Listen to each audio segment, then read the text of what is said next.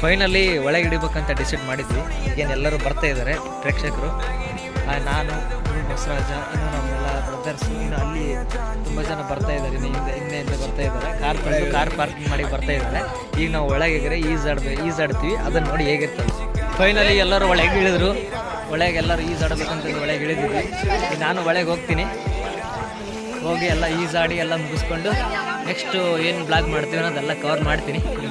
ಮತ್ತು ಹರೀಶ್, ಸುದೀಪ, ನಮ್ಮ ಅಂಬೆಣ್ಣ ಬಂದರು. ಈಗೆಲ್ಲ ಸಿದ್ಧತೆ ಮಾಡ್ಕೋತಾ ಇದ್ದಾರೆ. ಪ್ರಭು, ಪುನೀತ್ ಅಲ್ಲಿ ಕಾರ್ ಪಾರ್ಕ್ ಮಾಡ್ತಾ ಇದ್ದಾರೆ. ಈಗ ಇಲ್ಲೆಲ್ಲ ಹುಡುಗರು ಆಡ್ತಾ ಇದ್ದಾರೆ.